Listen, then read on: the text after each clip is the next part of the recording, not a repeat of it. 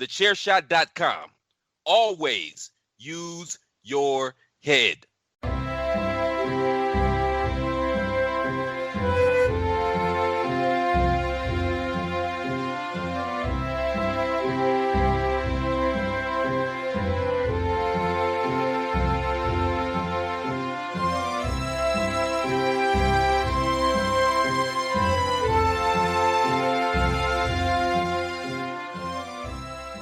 Hello, everybody, and welcome to another episode of the Badlands Podcast, the only podcast out there that is 100% chiseled and is proudly part of the Chairshot Media Group.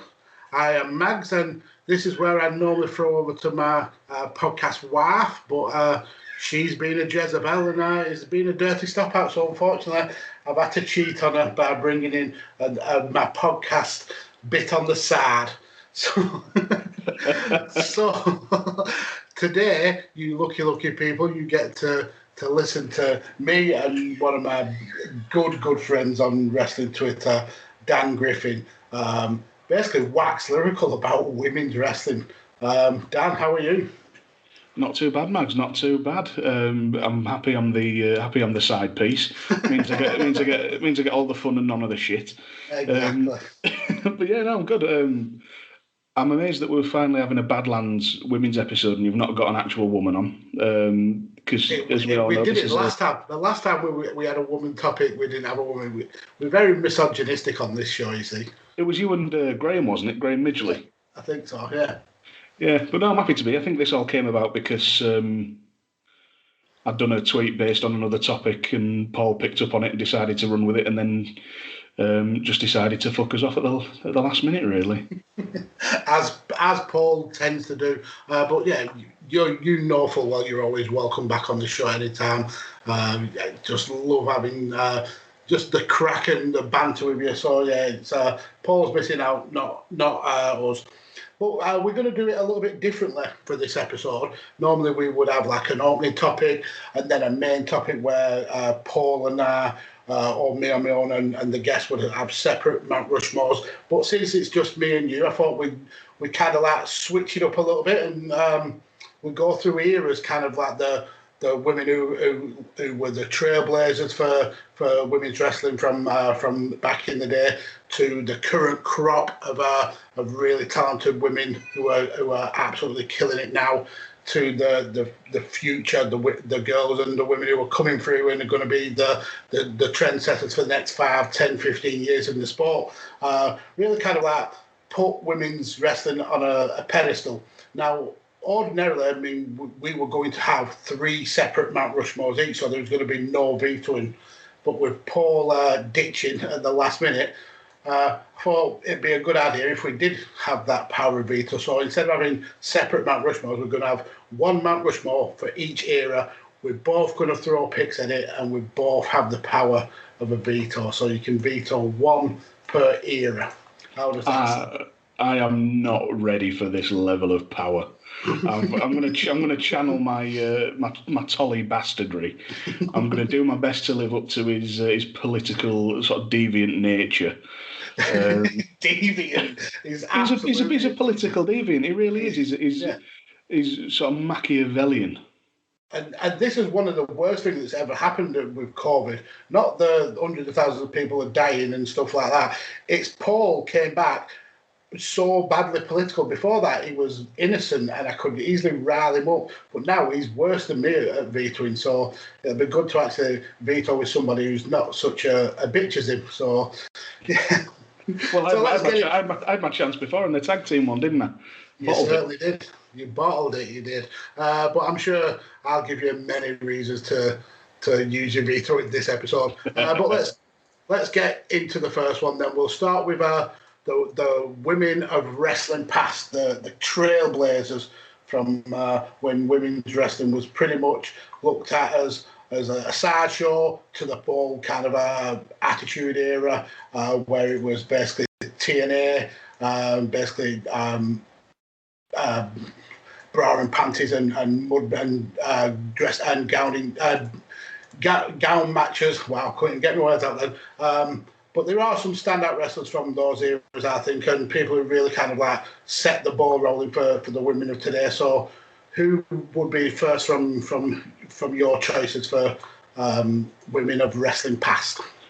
Well, I'm going properly into the Wayback Machine for this one, although she was involved in the Attitude Era. To me, you can't talk about women's wrestling without talking about Mae Young. Mm-hmm. She was taught to wrestle by her older brothers. She grew up, in the Great Depression. She was tough as old boots. Even by the time she was 15, she actually wrestled on the boys' high school team. Wow. When she was 15, in 1939. And that was the same year she decided to go to a pro wrestling show in Tulsa to challenge then-champion Mildred Burke. She was 15 years old, bold as brass, walks up, says, I want to fight Mildred Burke. I reckon I can beat her. They said, no, you're not fighting the champion. Come on, what are you playing at? So they stuck her in with one of Mildred's fiercest rivals, who was Gladys Gillum.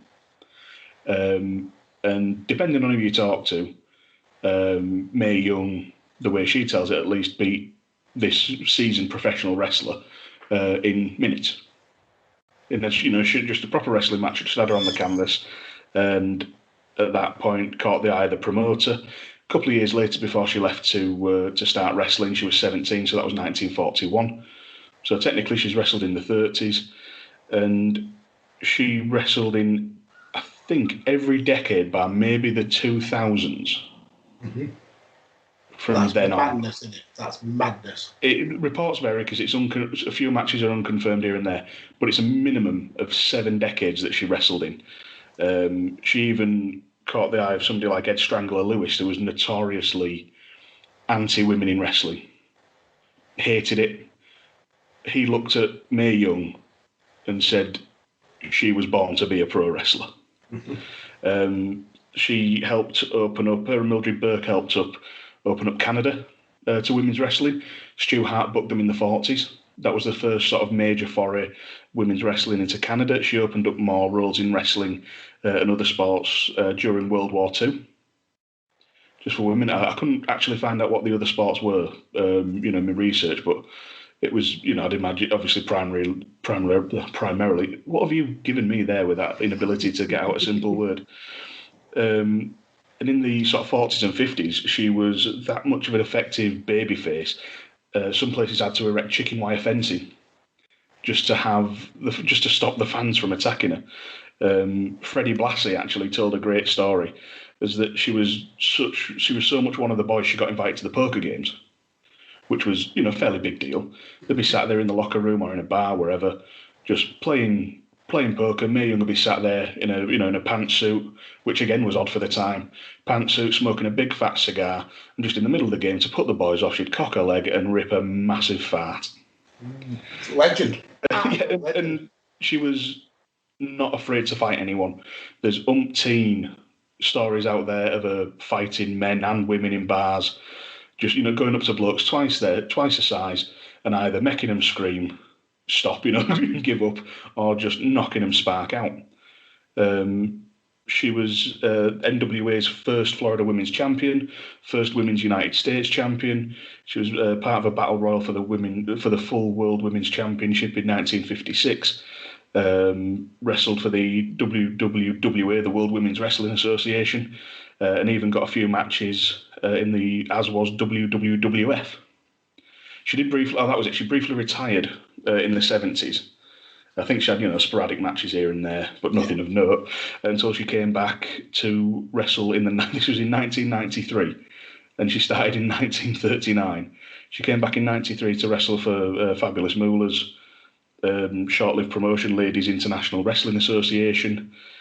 Before then, in the late 90s, coming in as a load of us grew up knowing and loving her as the absolute madhead legend in the Attitude Era. All obviously the shit stuff like the Mark Henry giving birth to a hand storyline, the infamous spot at the 2000 Royal Rumble where where everybody thought she'd stripped off, but it was actually prosthetics. Sorry to spoil the illusion there, everyone. Bronco Buster and Eric Bischoff in her underwear, taking stunners, taking those insane power bombs off Bubba Ray Dudley. Through a table as well.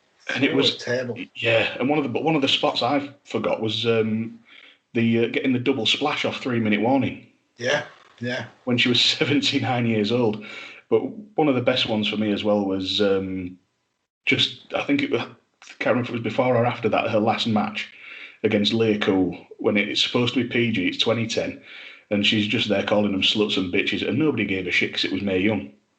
Just double tough, incredibly charismatic, as a face in her later years, as a heel, in the golden period of her career.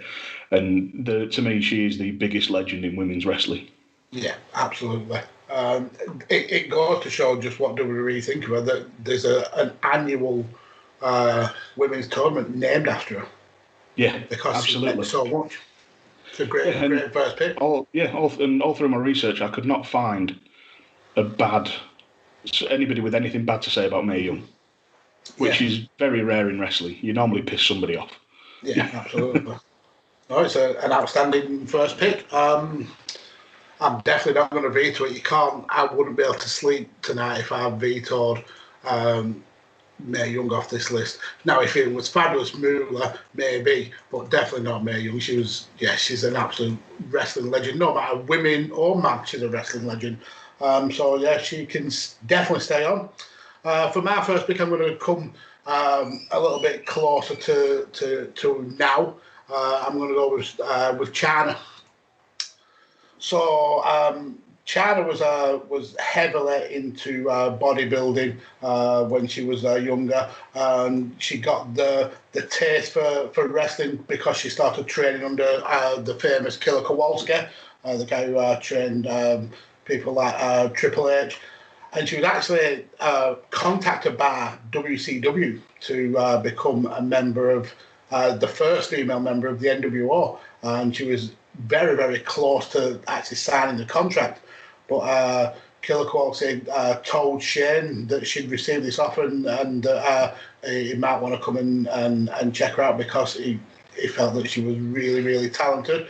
Shane liked what he saw, got in contact with his dad, and they made an offer for Chyna to come to the WWF. So she then came and debuted at In Your House 13 as part of originally as part of a fan, like a plant, but she was quickly revealed to be the enforcer / bodyguard of DX. Her original character was actually very, very emotional, just the typical kind of muscle for a group, but obviously not typical because she was a female instead of a male.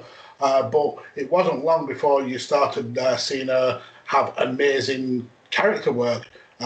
If you remember, she had a love storyline with Mark Henry where he cheated on her with a transsexual.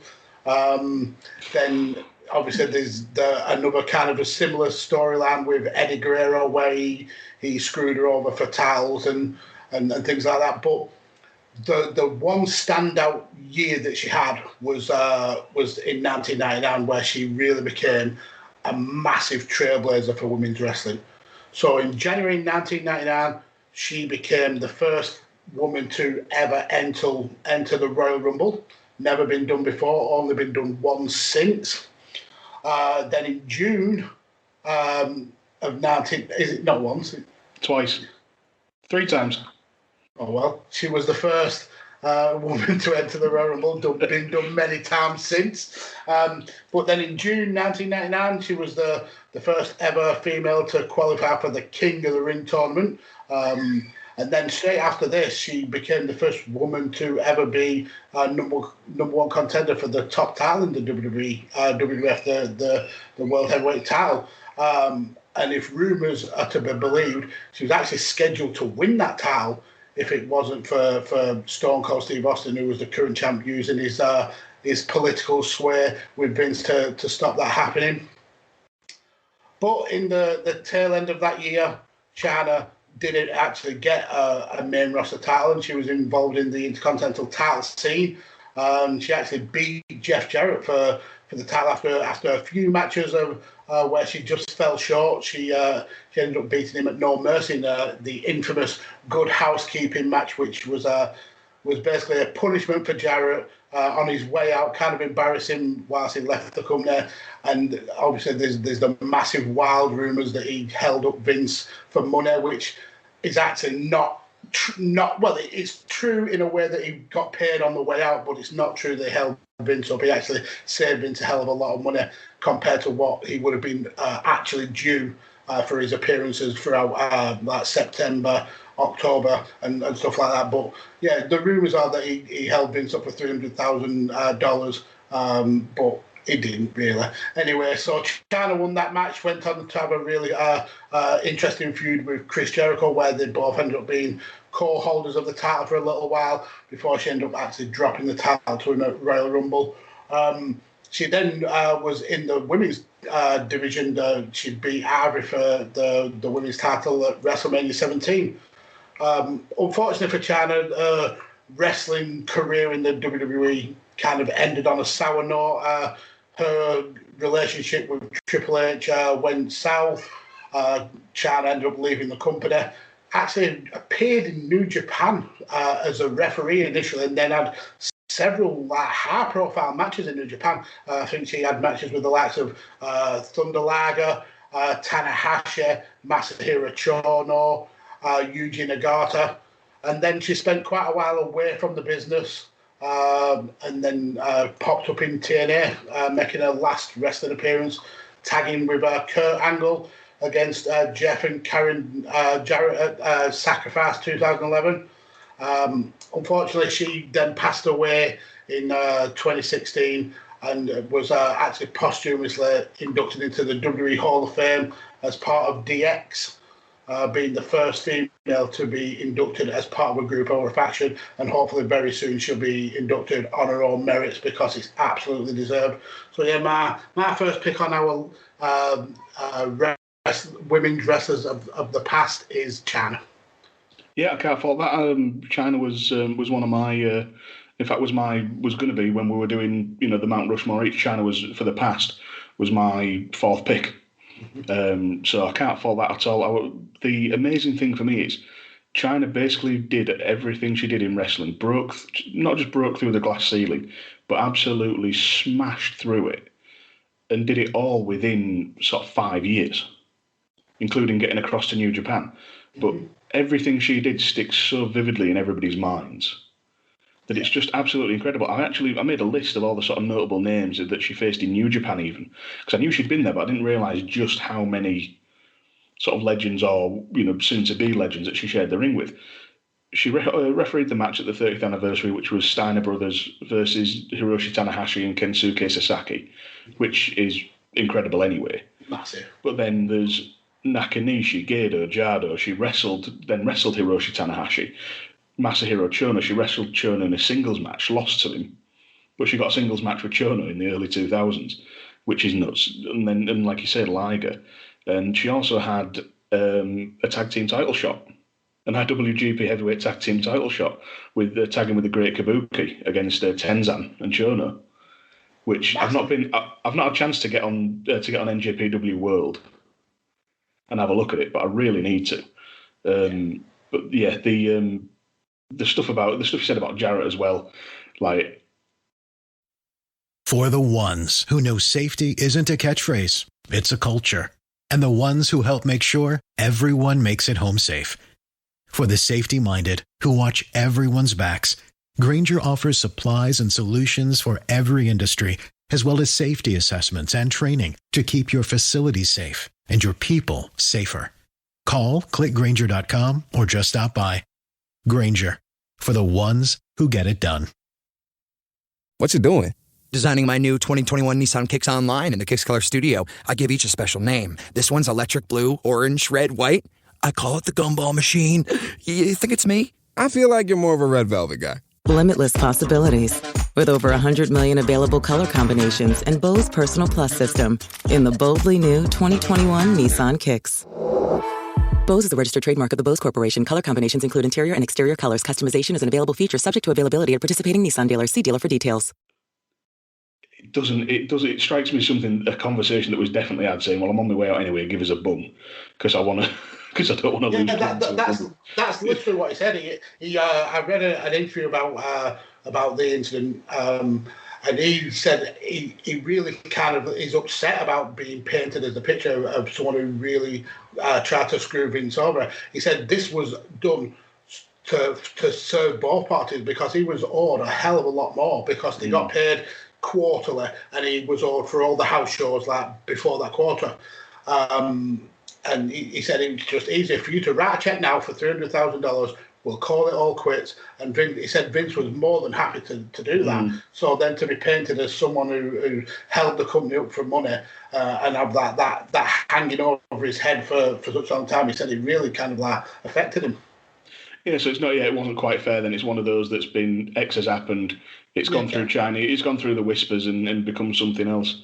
WWE is still finding ways to sort of just have a little dig at China's legacy, though. They actually no longer recognise her second IC title reign that was joined with Jericho, and it's just pathetic. Just give her the recognition. They were co-champions, so it counts. The other one that I thought was a sort of feather in China's cap was she beat British Bulldog on Raw in 1999 as well, which they were still trying to. I think they were still either trying to get behind Bulldog or he was still a big name at that point. So for China to beat him was pretty huge. So and that was the other thing I'd noted down: the really confusing WrestleMania 15 Triple Cross, where China had gone in as an ally of Vince and Kane, double crossed the corporation by joining Triple H and DX during Kane and Triple H's match, and then China and Triple H went into business for themselves by screwing over X-Pac later on. I remember watching that as a kid thinking, hey, what? All right. Talk about convoluted. Yeah, so no, I can't veto China because I was going to pick her myself. Yeah, so let's go to you for the third pick then on this first Mount Rushmore. Now, this is one where I can possibly see a veto coming because I'm not sure you'll know who she is. Okay. It's a lady I wasn't aware of until about a month or two ago. And it's a woman who just reading a book called The Wrestling by Simon Garfield, which is a series of interviews he did with British wrestling legends who were on TV in the world of sport era and before.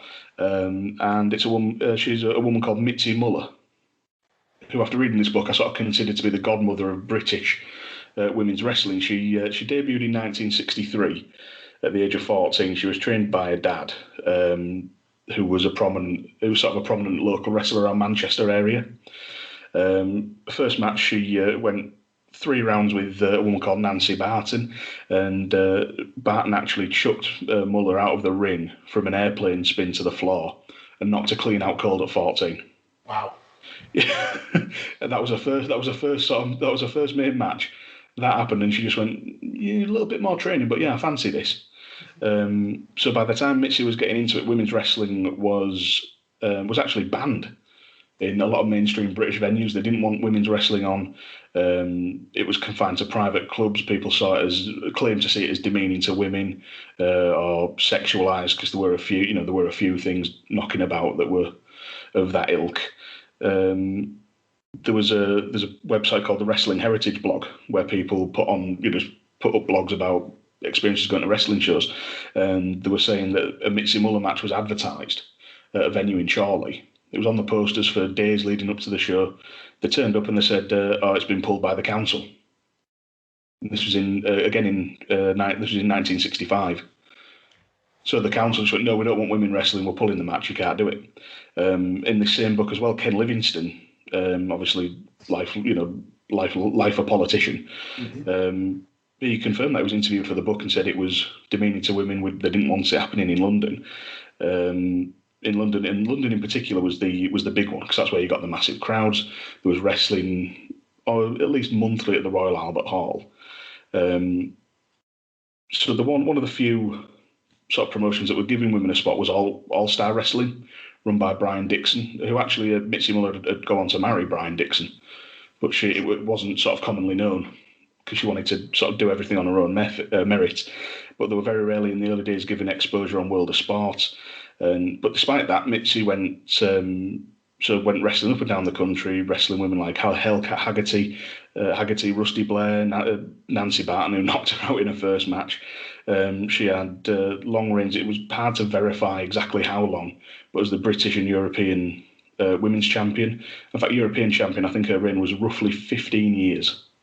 Wow. She was quite a tall woman, blonde, your typical sort of blonde-eyed, blonde-haired, blue-eyed babyface, which is where the term blue eye came from in British wrestling, rather than blue eye.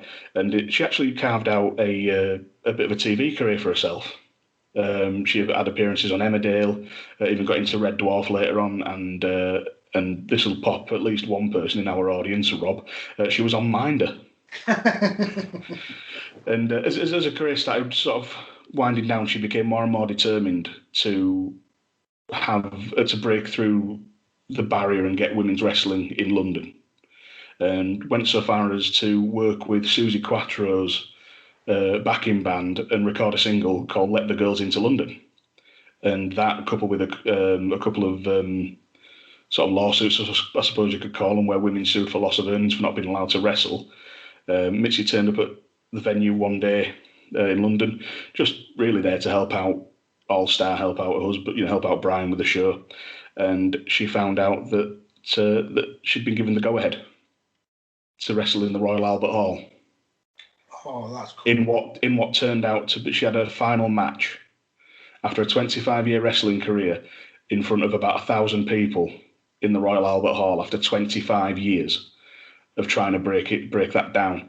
It was a tag match. She tagged with Rusty Blair, who she'd fought with and against, for a couple of decades, and it was against a woman called Nikki Monroe. And to anyone who's remotely familiar with British wrestling, this name will be very familiar. It was one of Klondike Kate's first matches.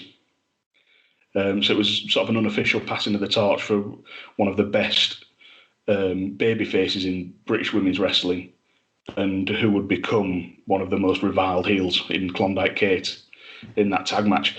For being one of the primary trailblazers for women's wrestling in Britain, I am picking Mitsy Muller.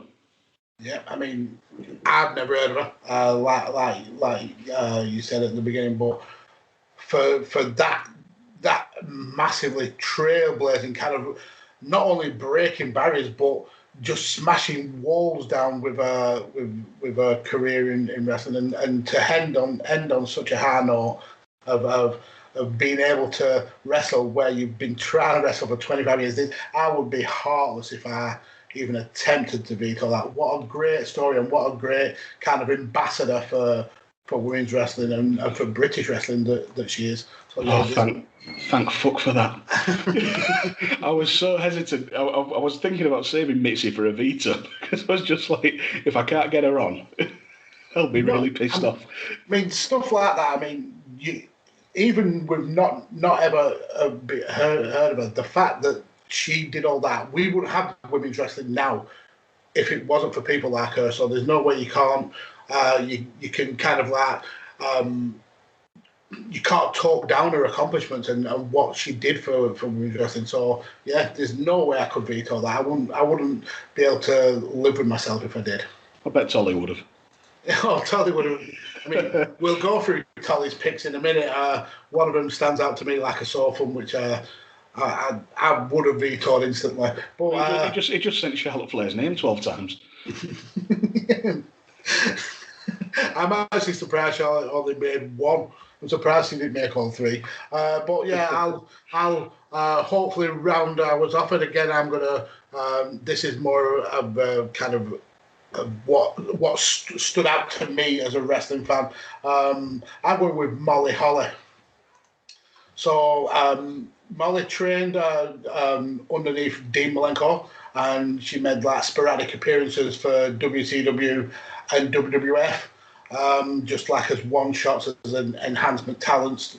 But she eventually took a permanent role with WCW, coming in as Miss Madness, part of the faction that was there to ballet for Randy Savage. Unfortunately, she didn't last there too long because Randy turned on his ballets, and she ended up floating around the company doing single shots until in 2000 she was released. So that's when she was offered a contract in the WWF, and she was quickly aligned with Bob and Crash Holly.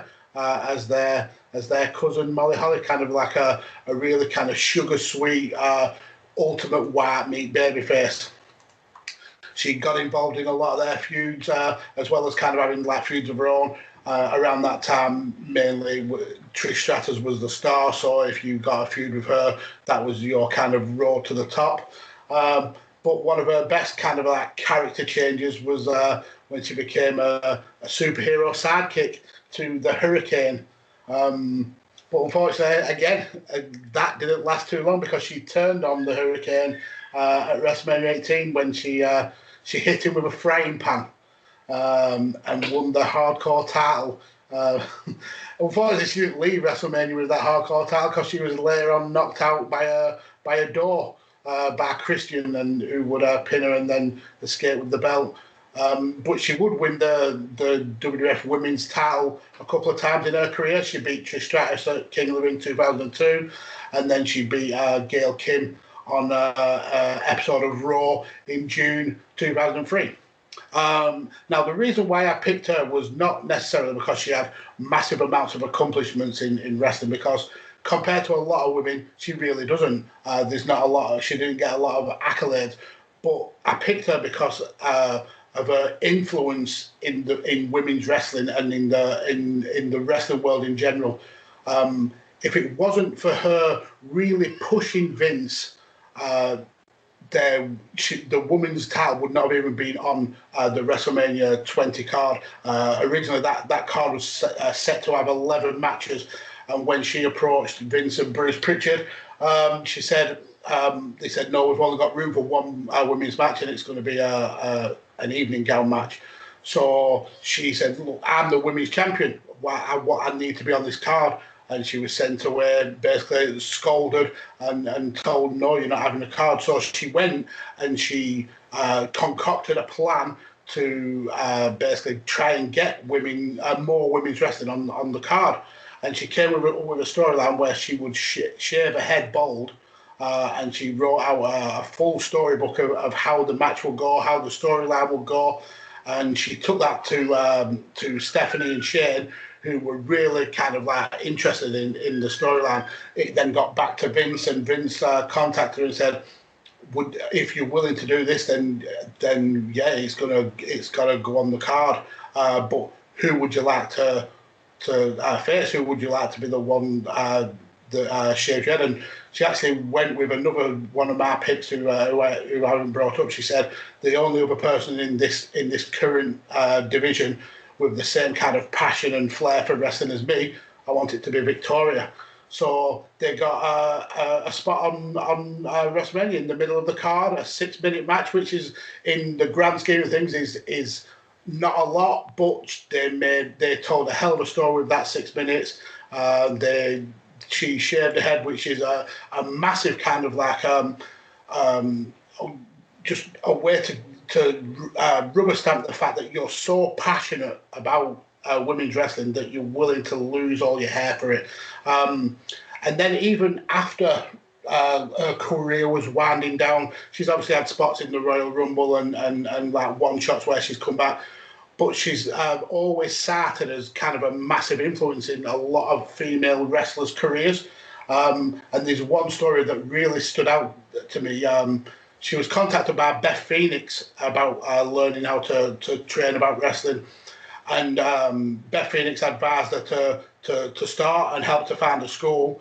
But what Beth didn't know until years later on was that Molly Holly actually paid for her training out of her own pocket because she wanted to see Beth chase her dreams. Outside like the TV wrestling, now she's still coaching wrestling, and she's actually part of the team that runs a school with the infamous Ken Kennedy and Sean Devari. So yeah, my last pick is the effervescent Molly Holly. I must admit, Molly Holly was not someone that even crossed my mind when thinking about this. But you're right. I've heard many stories about the influence she had, particularly as being like one of the very few women featured in WCW. And then, like, I remember being younger, the Mighty Molly stuff was just absolute gold, and the stuff with the Holly cousins was just brilliant. She's always entertaining, even now when she comes back. the amount of love she gets online from people is incredible. She's not staying on. Oh, evil. After Jerry Lawler basically called her a fat ass, and it ended up being a storyline for months, and she sat there and took it. You're going to take her off this Mount Rushmore. How dare you? Because I'm putting on a woman who had a 30-year career, and for the vast majority of it was regarded as one of the best wrestlers in the world, regardless of gender. And it's Manami Toyota. Yep. Debut. I can't let this go by. I'll be honest. This is more of a reputation pick for me because I've read a lot about Manami Toyota. I've only seen a handful of matches on YouTube. Loved them all. But Manami Toyota, the way she wrestled, looking back on it, that stuff from the 90s when Joshi wrestling was absolutely killing it. She and women like her laid the foundations for what I guess you'd call the modern indie style, as far as I can tell. But going back, she debuted in August 1987. She was 16 years old for All Japan Women's Pro Wrestling. She had within a year and a half, she was stealing the show at the Yokohama Arena in a tag match, which was sort of the first time everybody saw the flashy moves, the fast pace, the long series of near falls, which if you take those sort of three things in isolation, you could be watching an indie match. It could be an AEW match. It is very much the more popular sort of modern indie style. She won her first and only AJW championship in 1989. So just 2 years in, she was 18. What else? Sorry, I'm going through my notes now. I've lost myself. I wasn't expecting to veto this early. And yes, so she won the first of her 2 All Pacific Championships 3 months later. She had 11 championship reigns, won 4 Japan Grand Prix, and 5 tag leagues with 5 different partners just in All Japan Women. She won singles and tag gold in promotions like Gaia, Ice Ribbon, JWP, UWA, and this is a mouthful, the WWPWD, which I didn't write down what it stands for because it kind of melted my brain the first time.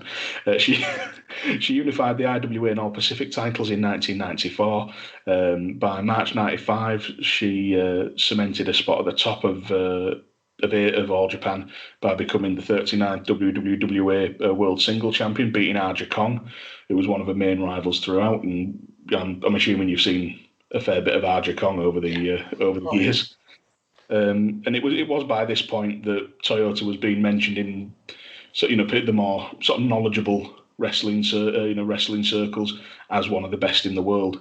I personally don't set much store in Dave Meltzer, but for what it's worth, she won the Wrestling Observer Newsletter Match of the Year in 1993 and 1995, and she has the most 5-star rated matches by a female wrestler with 13. Aja Kong handpicked to come into picked her to come into Gaia, where she had another 2 years from 2002 to 2004, wrestling Toshio Yamada, Dynamite Kasai, Aja herself, everything like that.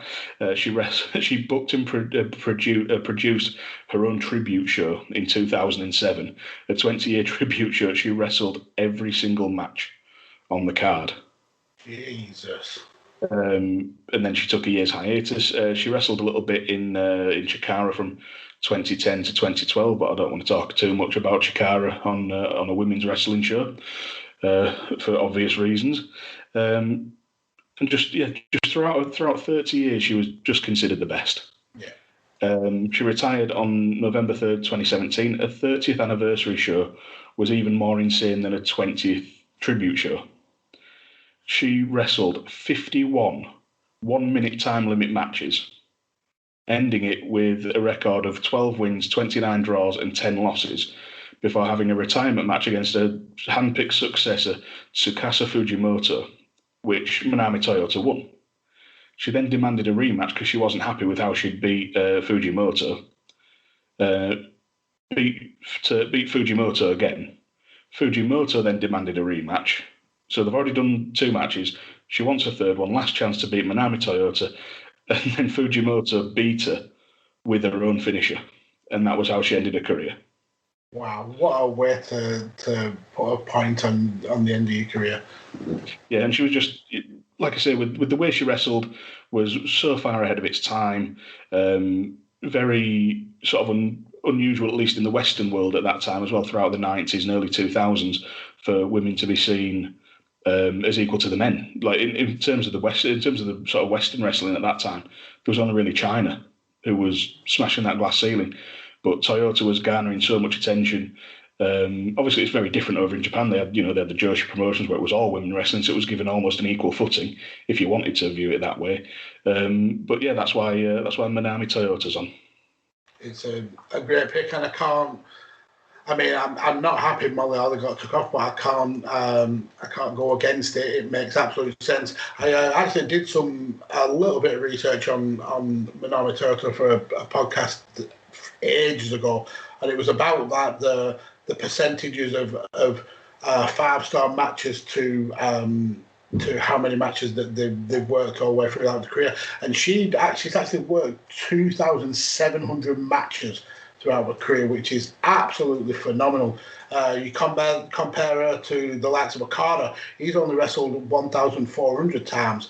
Tanahashi's only wrestled 2,381 times. So, yeah, she's had an amazing career. And a percentage of 5-star matches is actually 0.48%, which puts her in the top 10 of wrestlers in the world to have a percentage of 5 stars to the actual total matches.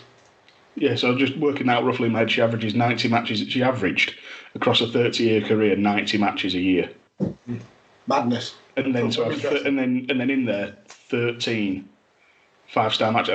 I think at least 2 of them, if I remember rightly, were against the same opponent. Were against Aja Kong, which is just insane. To have one 5-star match with an opponent is incredible. To be able to go out and then do it again and have that match judged on its own merits as good as the first, it takes special talent to do that. And especially in an era where women's wrestling wasn't as highly thought of as it is now. She, again, like your other 2 picks, is a massive kind of a breaker of boundaries and really kind of a trendsetter for wrestling. Yeah, absolutely. That was sort of the couple of things that I just finished off in my notes. It was visionary, trendsetter, and ultimately, again, we've said it so many times, I don't want it to sound patronising, but genuinely a trailblazer. I mean, I don't think it's patronising at all. I think you can't wax lyrical enough about these ladies, and we wouldn't. I'm going to keep saying it, but we wouldn't have the women's wrestling we have today if it wasn't for the likes of these people really going against the grain and fighting a lot of oppression for the wrestlers now to be able to do what they love to do. So it's definitely not patronising at all. I'd go so far as to say that without Manami Toyota wrestling the style she did, we wouldn't have a company like AEW existing that gave legitimacy and credence, and sort of Manami Toyota's work gave a basis and legitimacy and credence for AEW, for the what I deem the AEW style, which is more fast paced, more flashy, more false finishes. Yeah. So obviously we originally were going to have Mount Rushmores each, so the 2 that I didn't put up for my picks, I was going to have Victoria. Again, that's a very much of an emotional one. Not so much for what she did in WWE, because I think at that time she felt like a wrestler 20 years ahead of her career. When WWE were looking for bra and panty style wrestlers, she was a genuine, actual ring general style wrestler. But she did a great work in TNA, won multiple titles there. And then the other, and again, kind of along the same lines as Victoria, was Gail Kim, the first female wrestler in WWE to actually start getting introduction vignettes. If you remember the kind of like Matrix vignettes that she got, WWE never did that for anyone female before Gail Kim. Again, didn't quite get the booking that she should have got in WWE, because Vince can't book Asians for the laugh in him. But she did win the WWE Women's Champion on her first run. But again, in TNA, absolutely killed it. Really kind of cemented TNA as one of the forefront places for women to go in Western wrestling. 7 times TNA Knockout Champion, TNA Knockouts Tag Team Champion with Madison Rayne, first ever female inducted into the TNA Hall of Fame. So, yeah, those would have been the 2 picks had I have been able to have my own Mount Rushmore on there. What would have been your other one, Dan?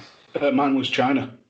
Okay, so for the past, although so can't really say any more on China because we've waxed lyrical about everything there. But funny you bring up Gail Kim. I remember I messaged you and said one of mine was kind of breaking the rules and it's a bit tenuous. Gail Kim was going to be one of my picks for the present because she only retired she had a last match in 2019. And the way I figure it, 2 years isn't long enough to be considered fully retired from wrestling because people come back all the time. Look at Victoria. She retired in 2019. She was back last week for the Royal Rumble, so it was great to see her as well. Yeah, it was so good. I'll just run over Tolly's picks since he's passed them us through the DMs. So for the pass, he picked Mildred Burke. Can't argue with that. I mean, I've never watched any Mildred Burke personally, but you know the stories of how she kind of really kind of helped set women's wrestling on a roll. Fabulous Moolah, absolutely getting the bin for that pick for all the good that she did for women's wrestling. And yes, she really did kind of showcase it. What she did to those girls is irreprehensible, and I think she should be stricken from the history books. He also went with China, so China's certainly got a clean sweep from us guys. And he also went for a weird one, because I technically don't think that her wrestling career is said and done. He went for Ronda Rousey, and I can understand why, because even though she only had 1 year, that was a phenomenal year, and she really put women's wrestling up and over the edge. If it wasn't for her being involved in the WrestleMania match, we wouldn't have had women at headlining WrestleMania. So I can understand that, but I don't think her career's done. I think she'll be back very soon. But yeah, great start to the show so far. Yeah, I think not bad from Tolly. Mildred Burke was one that was a woman that I started researching, but I couldn't. Mae Young got the nod just for the sheer longevity that she had, but then the argument becomes without Mildred Burke, is there a Mae Young? Yeah. But it's the book's got to stop somewhere, and Mae Young just sort of shaded it for me. Ronda Rousey, I think, was actually, I don't want to call it a clever pick because that's giving Paul too much credit. I love this Paul Tully slagging off. Well, he's not here to defend himself, so fucking. But it was a cute pick. That, you know, when you see, like in football, when you just see someone do a deft little touch, I think, oh, that was a cute move. Like, well done. But if it happens against you, like, you dick. But you are right. Without Ronda Rousey, I don't think Vince gets behind women in the main event at all. Absolutely agree with you. So let's go on to the Mount Rushmore of the present women. A lot more to choose from now, so I assume that some of our picks may differ a little bit now. I'll go first if you don't mind. Not at all. I'm going to go with Asuka. So Asuka wrestled for about a decade on the Japan and American indie scene for the likes of Smash, for the likes of Chikara, DDT. She even did some self-run shows and also did some cross-promoted shows with Mio and Io Shirai, the Shirai sisters, as part of a stable that they built called Triple Tails. But eventually she came to the WWE and became the character we know as Asuka. So she arrived in NXT, did a 2-year stint there, remained unbeaten, never pinned or submitted all the way through her run in NXT. She won the title from Bayley at TakeOver Dallas. This actually led to Vince wanting to bring her up to the main roster before she actually went up, but in a very rare show of Triple H putting his foot down, he actually said, "No, Vince, you can't have Asuka. I feel that she's the anchor of this brand, and right now she's irreplaceable," which just goes to show how quickly she meant so much to not only Triple H but to the brand of NXT. She would end up holding that NXT Women's title that she won off Bayley for 510 days, record-breaking. But she ended up relinquishing the belt because she broke a collarbone, which, funnily enough, came just before a call up to the main roster. And what she actually did, and this is not kayfabe like the original record, but she broke Goldberg's 173-0 streak. And her numbers weren't padded like Bill's were, who turned up from Thunder and he'd suddenly won 7 matches in a row. She actually got a congratulations from Bill publicly to say well done on breaking that streak. Came up to the main roster, instantly broke the record for the fastest submission in women's wrestling when she beat Dana Brooke in 3 seconds.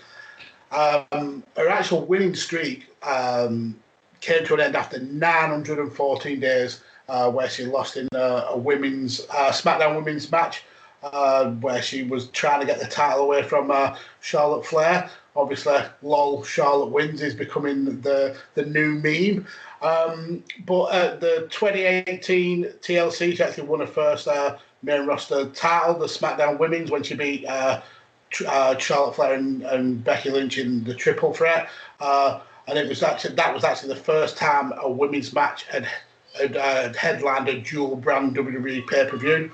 All the way through her career, she's been the first ever women's Royal Rumble winner in 2018. She's the 2-time Raw Women's Tag Team Champion, with Kairi Sane and with Charlotte Flair. She's a 2-time and current Raw champion. 2020 Money in the Bank winner, Mixed Match Challenge winner with The Miz, Triple Crown and Glam Slam champion. In NXT, she won 3 year-end awards, the female competitor in 2016 and 2017. And in 2017, she also got the overall competitor. And then in the WWE, she's won the Women's Tag Team of the Year award for 2019 with Kairi Sane. In this COVID era, she has been one of the standout characters, and really, alongside quite a few other women, really carried the wrestling brand for WWE, alongside with the likes of Bayley and Sasha, who've done really good work. But yeah, my first pick is the legend that is Asuka. One of my absolute favourite wrestlers. Sorry, I just bit my tongue then. Ow. One of my absolute favourite wrestlers, just since the moment she got to WWE, just absolutely loved Asuka. Yeah. She's someone who, if non-wrestling fans ever say to me, "Oh, what's the appeal? What do you like about it?" I want to show them Asuka, because she comes out, she's got the mask, she's got the huge colourful coat, she's got all the colourful ring gear, she's got the face paint. And she looks absolutely insane, and then she just goes full kick-ass. And everything she does looks real. And it looks like it hurts. That's it, but that's what I love. That's what I love in a style of wrestling in general. Sort of snug strikes, a little bit of MMA influence maybe. And she's got it in spades. Yeah, legitimate, but she's got charisma for days as well. She doesn't even have to cut a promo in English. And we all know what she means. Yeah. Most of the time it's, "I'm going to fuck you up."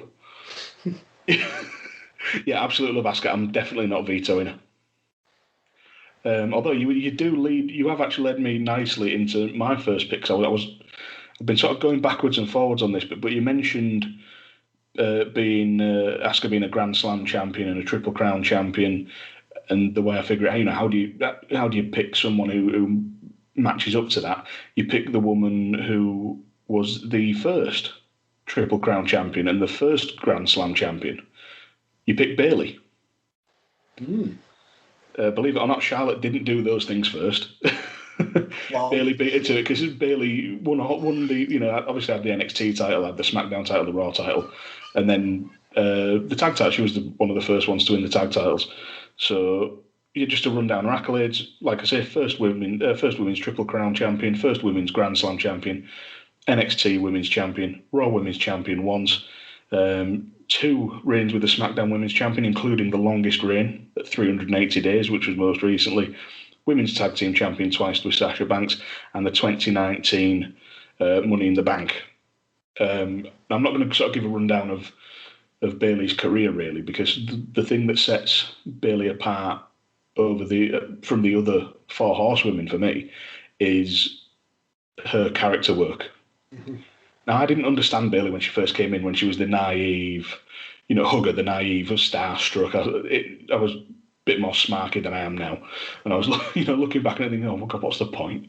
Just Bob. But she was big with, big with the younger audience and all of that, and sort of generic white meat baby face. Throughout the time, she obviously did all the stuff with the wacky waving inflatable tube men, and giving a headband to what was that young lass's name? It was always in the NXT crowd. Izzy, that's it. And then I'll never miss a chance to mention this. I was at the first takeover Brooklyn. I was lucky enough to be out there for that weekend. We bought a ticket at fairly short notice, me and my brother. We actually flew out on the Saturday. So by the time the show finished, we'd been up about 24 hours. Mm-hmm. But the energy in the building was immense. But that match with Sasha Banks where Bayley won the title, then I understood it. Because I found myself a third of the way in, virtually on my feet, willing her to win. And that's when I understood Bayley. And she kept that babyface for momentum for so long that it's just incredible. It's very difficult to do that without getting stale and people turning on her. But, she got betrayed so many times by people, but she stayed true to herself. And that was really, really admirable to keep that going. And then, I forgot as well, she was in the first ever NXT 30-minute Iron Woman match on the back of the Sasha match, Respect, which was another phenomenal match. 2 shows in a row, they absolutely killed it. But then she went heel. And I was looking at it thinking, how can Bayley as a heel work? How the hell can that work? But she did. I can't remember where I read it, but I read someone once saying that to be a heel in wrestling, you've got to change every single thing that got you over in the first place. Mm-hmm. So she started wearing, loads of makeup, the Cleopatra makeup, the heavy eye makeup. She went with the Karen, can I speak to the manager haircut. She executed a tube man. She did. That was brilliant. Gone was, the high fives and the hugs and the wristbands and the headbands. It was all gone for this, quite frankly, overdue sense of entitlement. But she, a lot of people, you could have done it in a way where people, good for Bayley. She's looking out for herself, but no, she went full insufferable. And as you alluded to earlier, with Sasha Banks in this sort of pandemic era, when in the empty arena shows where they were going after, going at Michael Cole and they were responding to his commentary, and things like that. They're just a pair of insufferable, detestable dickheads. Just absolute. They found a way to make me a cynical old wrestling fan just absolutely wind me up. But not to the point where I wanted to turn off the TV, to the point where I wanted to see him get the comeuppance. Yeah. She didn't, she's not fallen into yet the trap of being the cool heel, like so many people have. It's that sort of U-turn, and to be as effective, if not more, of a heel than when she was a top baby face, just sends her over the top for me. Yeah, another one that I can't beat her, because you're absolutely right. When she did the heel turn, I didn't get it at all. I could not accept Bayley as a heel, but she's so damn good at it. She, like you said, you've got to change everything about your character, and she did that all the way down to the haircutting, the makeup, all that. But it was also the way she was in the ring. She was very conniving, very sneaky, used the likes of Sasha as almost like as a shield. Yes, it's a great pick, and one I definitely Can't veto. God, I'm itching to veto. Yeah, you hit the nail on the head there as well. You hit the nail on the head there as well with the manipulation factor. Like recasting Sasha, Sasha was insufferable as well, but she always felt like the one who was slightly more naive, where before she'd been the manipulator and the betrayer. Great pick. So I'll go to my second pick, and I'm not going to fall into the Tolly trap. You can get fucked. I'm not picking Charlotte Flair. I'm gonna pick Becky Lynch. I can't not pick Becky Lynch. I don't think for somebody who she really was the kind of shadow. She was in the shadow of the rest of the four horsewomen. If you remember her time in NXT, she was the only one who didn't win the NXT Women's title. She was always like the kind of the nearly woman. Even when she came to the main roster, she was never the huge favourite. She was never the breakout star of the horsewomen, but she was always that plucky underdog that we all really got behind. And then she had a breakout when the WWE tried to turn her heel. Really wanted to push her as the heel for going up against Charlotte towards WrestleMania, and we fans told WWE to go and get fucked. No one accepted her as a heel to the point where a week later she had to come back out and thank the fans for having her back. And with that, we got the turn of and the start of what will be the biggest star in wrestling, male, female, or whatever. We then get the build up with Ronda Rousey coming into the company. We get the face breaker with Nia Jax, and the rumours that she potentially wouldn't even be able to make the match at Royal Rumble, and that's really what kind of got the world behind Becky Lynch. She became the biggest star in the company, and this is a company what was trying to push Roman Reigns and Seth Rollins as the face, when they had the face there all along, a diminutive Irish lass kicker called Becky Lynch. She was part of the first ever all-women's pay-per-view, Evolution. She headlined the first ever headline match at WrestleMania, obviously, after that quite a convoluted story with Ronda Rousey and Charlotte, but it ended up being an amazing match. Became the first and only simultaneous Raw and SmackDown Women's Champion, was PWI Most Popular Wrestler of the Year in 2019, PWI Woman of the Year 2018 and 2019, number one on the PWI Female 100 in 2019, Wrestling Observer Women's Wrestling MVP 2018-2019, 2019 Royal Rumble winner, Raw Women's Champion, 3-time SmackDown Women's Champion, 3-time WWE Year-End Award winner, which is the Female Superstar of the Year 2018-2019, and then Match of the Year against Charlotte at Evolution. She's legitimately the face of the company, and when she comes back from having a baby and is back to wrestling, there's no doubt she will carry on being the face of the company, because everyone absolutely loves Becky Lynch, and it would be a damn shame if she didn't stay on the Mount Rushmore of current women's wrestlers. She is fantastic, isn't she? Mm-hmm. Just absolutely brilliant. And to think she rose to those heights after being told to go out there and river dance and do a jig. Yeah, you know, exactly. Like, whoever it was, whether it was Hunter, Triple H or Vince or whoever, just says, "You're Irish. Go on then, off you pop. Do your leprechaun dance or whatever they probably called it." It's just a completely phenomenal rise.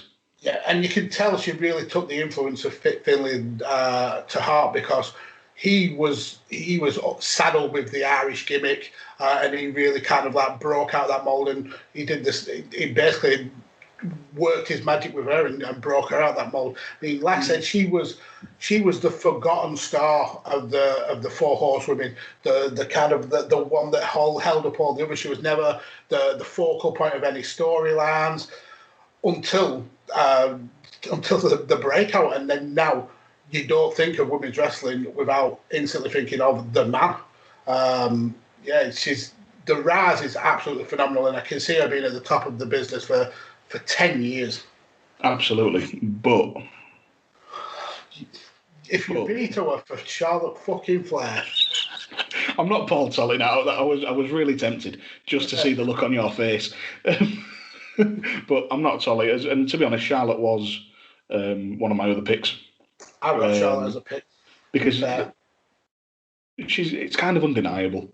I know it's the meme now. You know, Hogan must pose, Charlotte Flair must win, but the fact is, she never looks out of place with any gold. No, she never looks out. She never name a bad Charlotte Flair match. It's not only that she doesn't have bad matches, which she really doesn't. She is every inch a star. She looks a star. She looks like the kind of woman that you would have on your posters for your wrestling events. She looks like the woman who WWE would absolutely put their whole kind of company behind. So I can't, as much as I enjoy winding Paul up, I can't deny that she's an amazing wrestler, well deserved to be on. I'm still not vetoing for it, and she's not my final pick. Oh. Because my final pick is the final boss, Mako Satamura. Oof. Newly signed for NXT UK, Mako Satamura. Newly signed for NXT UK, but to be fair, to be renowned in Japan enough to get the nickname the final boss, a country that includes Minoru Suzuki, by the way, to get called the final boss, you have got to be something special, and Mako Satamura really is. I've seen her wrestle live, but I'll come to that in a little bit. Quick rundown of her career. She debuted in 1995 for Gaia, that I mentioned before, that Manami Toyota was a part of. She debuted at 16. She was one half of the inaugural AAW Tag Champs with Sonoko Kato 2 weeks before her 17th birthday. And they held those titles for 512 days. She'd go on to have 2 more tag title reigns and 2 AAAW singles title reigns. The second when she got beat by Aja Kong a week before Gaia folded, and that reign lasted 338 days. Going back to 1996, she became the tag champions on the 2nd, and by the 11th, she was over in Florida at Disney MGM, wrestling 3 tag matches in one day for Disney, for WCW worldwide, before she went on to wrestle on Nitro in the WCW Women's Championship Tournament. So she's a champion and an international competitor by 17. And she was brought back by WCW in 97 for the Women's Cruiserweight title tournament. In both tournaments, she lost in the first round to the eventual winner. So they saw fit to put her in at that young age with women who... Yeah, already it was nuts. After Gaia folded in 2005, Satamura herself stepped up with Michinoku Pro president Jinsei Shinzaki to found Sendai Girls, where she was the top wrestler because she was the most experienced.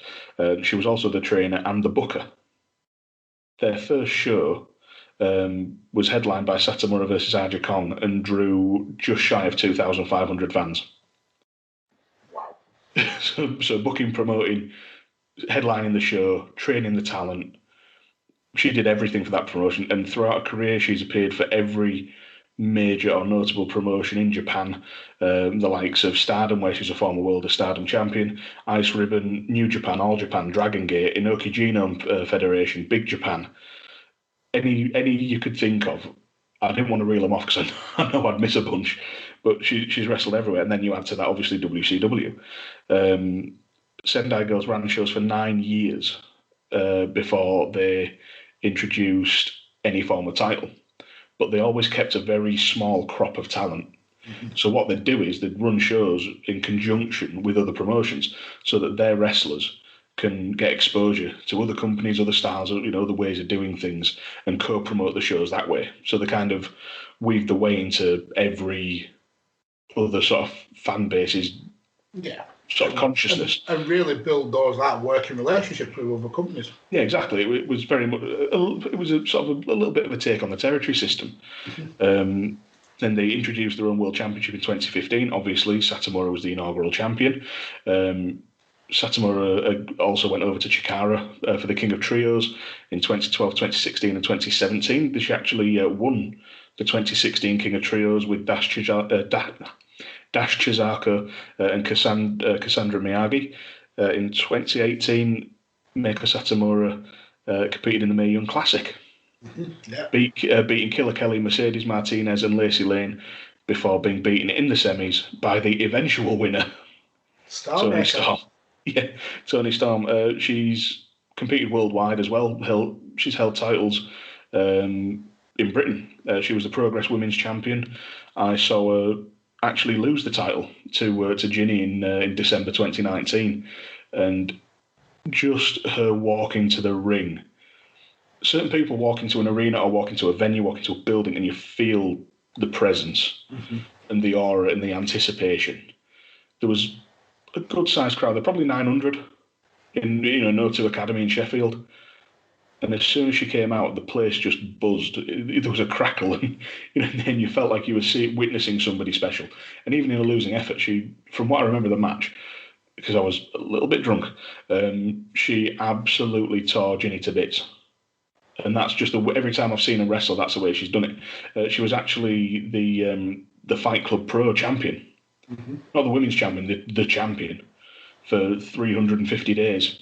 As a British promotions champion, being flown over to compete in matches, sometimes against guys like Mark Davis, who I don't know if you know Mark. Ever seen Mark Davis, one half of Aussie Open, big huge fella, 6'2", 6'3", built like a brick shithouse. I got a high five off him once. It nearly turned my elbow to dust. And she's going toe to toe, kicking the shit out of these people, kicking the shit out of all comers, and equally saying, give me your best. A bit like Mae Young, tough as old boots, fight anybody, and just brilliant, just a brilliant style for me. Well, that entertaining physical style, which is typified by your likes of sort of Minoru Suzuki or Ishii. Yeah. But Satamura does it as well or better than most of them. And Sendai Girls has even gone international. Not too long before the pandemic, so I think it was mid-2019, Sendai Girls actually ran a show in Manchester on these shores, and she's helped shape the careers of wrestlers like Chihiro Hashimoto, Sari, Dash Chizako, Hiroya Matsumoto, who I think was also in one of the Mae Young Classics. Talents coming up like Millie McKenzie and Charlie Evans over here, and even AEW Women's Champion Hikaru Shida. And here we are, 25 years into her career, and she's just signed for NXT UK, which is a fledgling branch of the biggest wrestling company in the world. And she is seen, at least as far as I'm concerned, on a sort of the deal that people are making out, she is a massive acquisition because she could fit in anywhere. Yeah, you could slot straight in to Raw, SmackDown, wherever. AEW, she would have really fitted in there. Yeah, anywhere, and she wouldn't. Yeah, I can't say enough good things about Mako Satamura. No, and it's not often that WWE acknowledge the companies that a wrestler is working for or has worked for, but WWE are happy to acknowledge that she's the owner and promoter for Sendai Girls. And from what I've heard, her contract is not just to be an active performer, but it's also to help train the next generation of NXT UK talent. So, which is brilliant. They can't go wrong with that. Absolutely not. Yeah, and that Mako Satamura's involvement as an on-screen talent and backstage could propel NXT UK to be something truly special. Yeah, it certainly could. I mean, they've got a very good crop of female talent there anyway. Adding Mako to it, obviously, really kind of boosts that up. But having Mako teach the females that are already there, yeah, this could be a division that rivals Impact or even NXT Black and Gold. Yeah, rival. under Mako Satamura's leadership, NXT UK could rival, and given the right creative, obviously, NXT UK could rival absolutely anywhere. And you mentioned Impact there. One of my honourable mentions, as I said before, was Gail Kim, because you can't understate how important her particularly the trilogy she had with Kong, how important those matches were in getting what, for my money, is the best women's is consistently been the best women's division for the last 15 years. Yeah, up and running. Another one of my and going back to the Impact, one of my honourable mentions was going to be Rosemary. The last time I was on, I've waxed lyrical about Crazy Steve before, but Rosemary equally without her sort of being so committed to the character in all aspects and in public appearances. Even I've seen her do a podcast / YouTube interview in full character. Without that and giving rise to the cinematic aspect of things, I don't think we'd have had such entertainment through the pandemic era as we've had. Yep. Two great, what would have been on your Mount Rushmore? Two great honourable mentions. My other two would have been Io Shirai. I think there's a case to be said that she's not just the best female wrestler, but arguably the best wrestler in the world. Hasn't really hit the hearts that she hit in Japan in NXT, but she's still the current NXT Women's Champion. And in Stardom, if there's a record, she's either got the record or it was her record that got broken. So she's 6-time Artist of Stardom champion, which is the 6-man tags, which is a record. She's the 1-time Goddess of Stardom, which is the two-person tags, the record of defences, which is 11.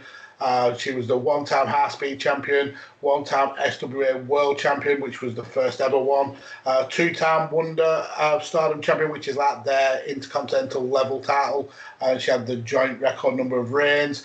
2-time World of Stardom champion, which is also a joint record number of reign, and she's actually first and second in the records for the amount of defences with 10 and 14. First ever Stardom Grand Slam champion, multiple tournament victories, multiple year-end awards. Then my other one, and it pains me to do so, would have been Charlotte Flair. Probably the most successful women in at least in the recent memory of WWE history. If there's something in the wrestling world, she's won it.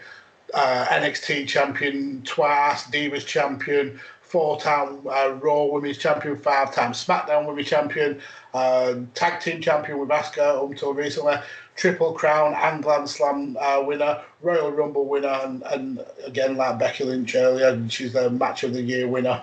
So she would have got a big grudging mention on my Mount Rushmore, and you'll not be shocked to hear that Paul had a front and centre of his Mount Rushmore. So he went with Flair, Sasha Banks, one who we haven't really brought up, but I can totally see why. He also went with Becky Lynch, and he actually didn't complete the 4 horsewomen. He ditched Bayley for Asuka, which, wow. Dickhead. Yeah. I'm only saying that because I put Bayley on. Yeah, it was with Sasha. I think you can't fault anything she's done. Mm-hmm. I think part of the problem with Sasha is she's been done dirty so often with the booking. That you expect it. No. Yeah, so it's like she won the title, lost it in her first defence. Won the title, lost it in her first defence. Which I can see how that works sort of building up to something like now where she's actually going on a decent run with the SmackDown belt. But at the same time, it made you just go, Sasha's the champion, how are they going to fuck this up? Do you know what I mean? It was... Yeah. But then you go back to the NXT days, and like I say, that match, well, those 2 matches with Bayley were just unbelievable. So I can't really, and she's actually breaking out now as a sort of multimedia star in her own right. She's not Snoop Dogg's cousin anymore. Yeah, she's Mercedes Varnado, yeah, who's in The Mandalorian, which is one of the biggest things to come to TV/streaming services ever because it's Star Wars branded. She's arguably the biggest crossover star WWE have got right now because of the deal with that she's got with Mandalorian. Yeah, off the top of my head, I can't think of of anybody else, because now John Cena's done exactly what he said he'd never do and followed The Rock to Hollywood.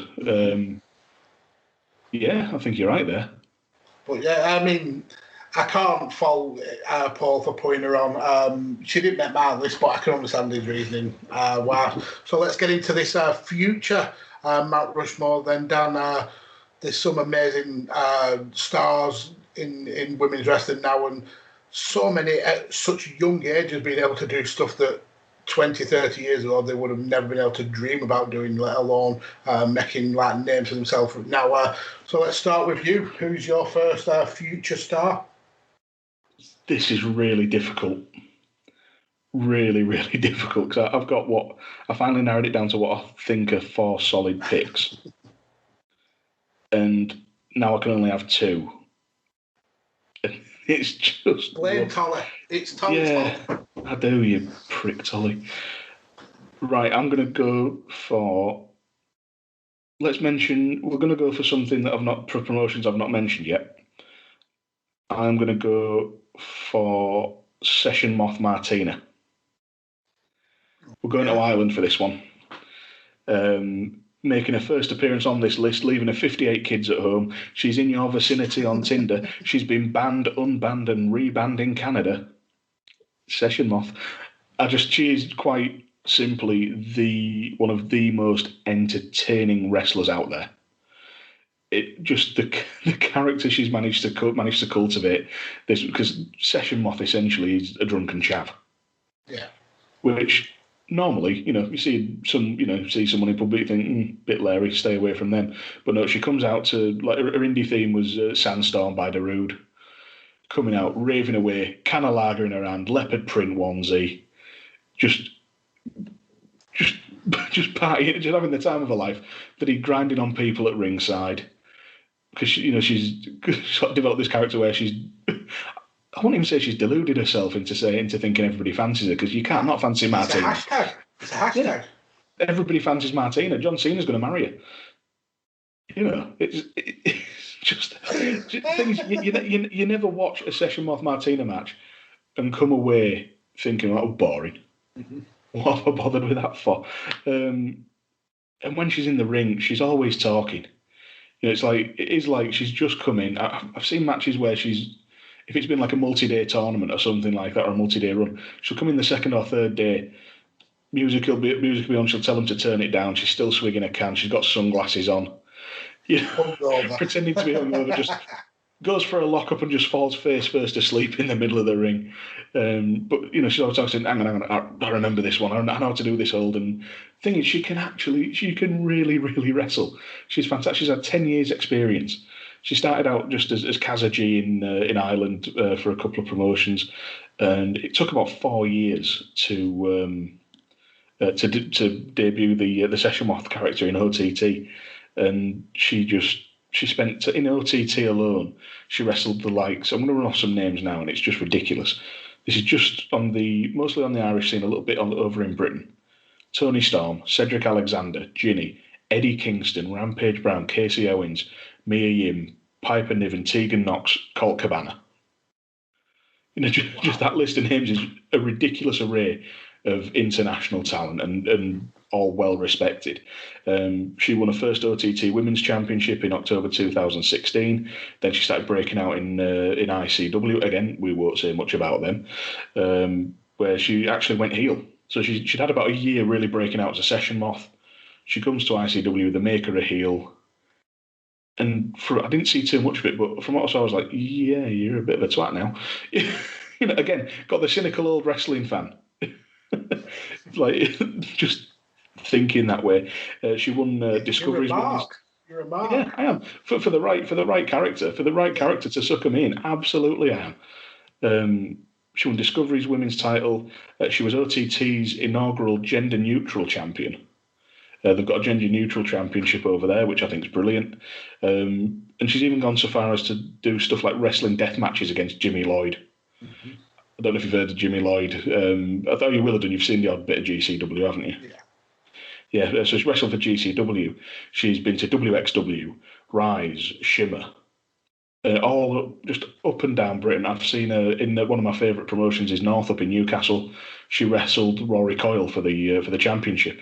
Wow! It started out as a regular wrestling match, and then it just descended into just ridiculous brutality. Yeah, it was fantastic. It was just absolutely ridiculous. I've seen her wrestle for a promotion called Breed in Sheffield, where she was what was her name? Garda Martina, tagging with the Anti-Fun Police. Garda for Irish yeah, she came out as Garda Martina. They're there telling her no drinking. Taking a beer off her, putting it like, nope, stop it. Just all throughout the match, her and Federales had just such great chemistry in this 6-person tag. It was marvelous. And then the big one, one of the first sort of big one for Martina internationally, was heading over to Stardom. Yeah. In 2018, joined. I'm going to butcher the pronunciation. Oedo Tai, the faction there. Oedo Tai, yeah. Oedo Tai took part in the 2018 Cinderella tournament. Goddesses of Stardom Tag League. I think she's found sort of a niche within the faction as a tag team with Natsu Sumaya, which just I've only seen clips and everything, but all just seem really entertaining. I think the Japanese fans really took to again that the energy of the character is just infectious and. Yeah. It's her comedy timing as well is brilliant. She can get down, like when the match gets down to it, she's serious, she's having a laugh. But yeah, I just love everything about her. She's fantastic. I saw a tag with Lana Austin at Southside as well. And then, so they tagged in the afternoon show, Lana Austin and Session Moth, which was great. Again, great chemistry. Entertaining match, and then they came out for a 6-person tag at night on the evening show, and they brought Millie McKenzie with them. They were tagging with Millie McKenzie, and Millie McKenzie came out, and it was like Martina was acting like an embarrassing mum. Like Lana Austin was kind of like just calm it down. So like Martina came out with a beer, and she gave Millie McKenzie a fruit shoot. Wow. Stuff like that. And she just the character work though. Yeah, and Millie's there acting about like, Mum, will you stop it? Will you just fucking stop it? And then just by the end of the match, Millie just goes full rave Millie and goes nuts in the ring, dancing and messing about and doing all the Martina shtick, to the point that both Martina and Lana Austin ran away. They literally just sloped off, rolled out of the ring and just left Millie raving in the ring on her own. And just stuff like that. And then finally, most recently, Martina signed for Ring of Honor. Mm-hmm. A promotion we haven't mentioned yet, because as far as I'm aware, they've never really had a great women's division. Unfortunately, due to the pandemic, she's only wrestled 3 matches there. She beat Sumi Sakai, who's a big name, in Japanese wrestling. She was beaten by champion Angelina Love, and she's been in an 8-person tag, but just those 3 appearances, and for sort of working vignettes and on watch-alongs and things like that, she was just recently named the Ring of Honor Female Wrestler of the Year for 2020. And just for the level of commitment, to the character, for how entertaining she is. And this was all interspersed, developing that character was all interspersed by doing PG shows, doing child-friendly shows, where she'd come out as the Session Moth, but have to tone it down, obviously. Because, you can't go out in front of a bunch of kids and make dick jokes. Or anything like that, anything like that. So, yeah, just underrated versatility, supremely entertaining, and for my money, the best character one of the best characters in wrestling right now. Yeah, and once Ring of Honor is willing to do shows again, I think she's going to be a massive star there. I think her and Danhausen are the 2 people I'm really looking forward to see what they can do like with a big company like Ring of Honor. So yeah, I'm not going to veto it. If I did, all the guys at 5 Nerds Go would absolutely disown me because they all #Fancy Martina. So yeah, it's staying on. She's an international treasure. Yeah, she is. So I'll go to my first pick then, and I'm actually going to branch out from WWE and Western wrestling for once. I'm going to go with Momo Watanabe. So currently at 20 years old, this this girl has had a career's worth of accomplishments already. She's had 6 years wrestling, debuted when she was 14, and she spent all her career so far in Stardom. At the age of just 16, she teamed with Io Shirai and Mayu Iwatani, who were two massive names in the company, to challenge for the 6 Women Artists of Stardom titles. Although she was actually unsuccessful there, it showed what the company thought of her, that they were ready to push her for titles at such a young age. She teamed up with Jungle Kiona to challenge for the Goddess of Stardom tag titles, again becoming unsuccessful. And she actually turned on Jungle to join Io in Queen's Quest, one of the stables over there in Stardom. And that's when she started winning titles, and she picked up her first title, which were the 6 Women Artists with Hazuka and Io. So she spent about 18 months under the learning tree of Io Shirai, who was at the ace of the company at that time. And it got to a point where Momo actually challenged Io for the Wonder of Stardom title, which, like I said earlier, was essentially the RC level title. Again, unsuccessful, but the fact that she was 17 years old and challenging the biggest star in the company really kind of showed how much the Stardom put into Momo being the person to take over once Io left. She won the Cinderella tournament. I think she beat Bea Priestley in the final. And again, she wanted to face Io. She wanted to kind of beat her tutor, almost like the student becoming the master. And she was able to do it this time. She became the youngest ever Wonder of Stardom champion at just over 18 years old. And by the end of that year, she was actually a double champion when her and her tag team partner, Utami Hayashishita, won the Goddess tournament and then ended up picking up the Goddess of Stardom tag team titles. When Stardom did their first show in the US, Momo was one of the stars that they kind of pinned to the banner. She defended her Wonder title against a tag team partner, Utami. Eventually, she would drop that Wonder belt to Arisa Hoshiki, but she had an almost a year-long reign, and she broke Io's record of defences with 13. She soon lost the Goddess title as well when Momo and Utami ended up teaming with Asami to then pick up the second run as the Artists of Stardom. And just going into the COVID era, Momo was actually being pushed into the World of Stardom picture, and she was actually challenging Mayu Iwatani for the title in January. But just as the world now is starting to get back to normality, she's picking up right where she left off. Now the actual World of Stardom champion is her former tag team partner, Utami. So she's actually in a program now where she's looking to take that belt from Utami. She was unsuccessful in her first attempt, but is obviously well on her way to being as big a star for Stardom as Io was before. So yeah, my first pick is going to be Momo Watanabe. And Momo survives a veto because I don't know enough about Stardom to even start talking about it. I know her by reputation. I've obviously heard the name bandied about, but I'd be lying if I said I'd ever seen a match. Stardom's one of those promotions that I've been meaning to sort of cycle my subscriptions and just, spend a month watching Stardom, spend a month watching XYZ and doing it that way, but I'll just never get around to it because I'm a dick.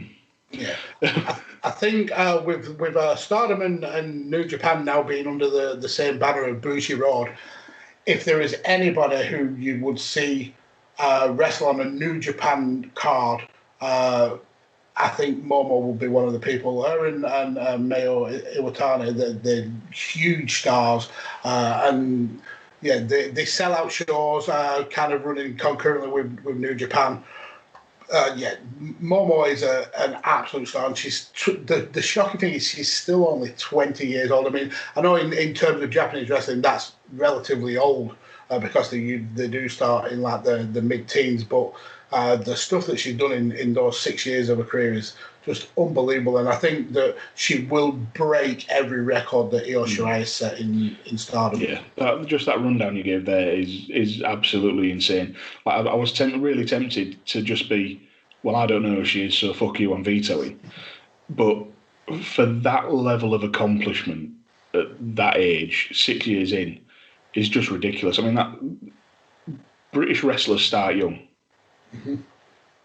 but very rarely do you see somebody do that in the first 6 years, do all of that. And especially in a company with the kind of like the name power of Stardom, to rise up the kind of ranks so quickly and be thought of as such a big star at so young, it is amazing. Yeah. So yeah, happy to keep Momo Watanabe on there, definitely. And in fact, the theme of doing a lot in a very short amount of time feeds quite nicely into my second pick. Okay. Which is Bianca Bel-Air.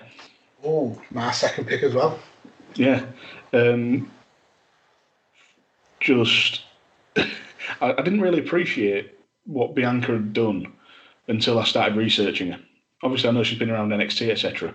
What I didn't realise was that she has gone from starting to train to earning essentially a women's main event spot at WrestleMania in less than 5 years.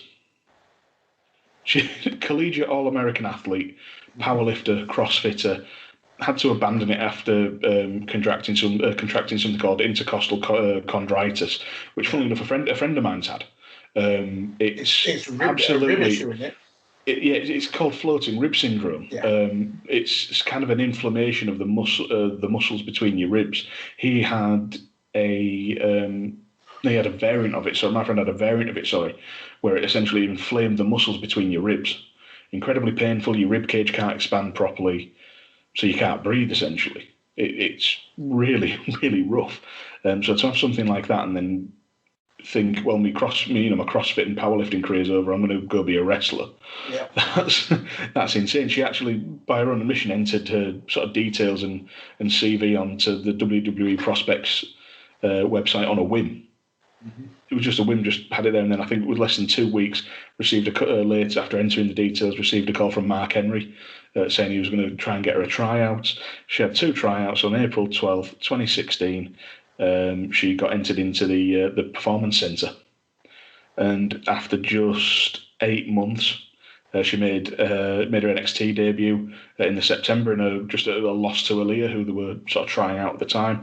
She resurfaced in May 2017 in the #1 contender Battle Royal, and then in the June beat Aaliyah to qualify for the Mae Young Classic, where, in a theme of the show, she lost in the second round to eventual tournament winner Kairi Sane. Star maker. Yeah. After the Mae Young Classic, Bella went on a massive undefeated streak. I don't have the numbers like you had for Asuka, but it went on for absolutely months, which just gave... I think it was a year. Yeah, it must have been. But it gave sort of credibility to her claim that she was the EST, she's the strongest, fastest, all the rest of it.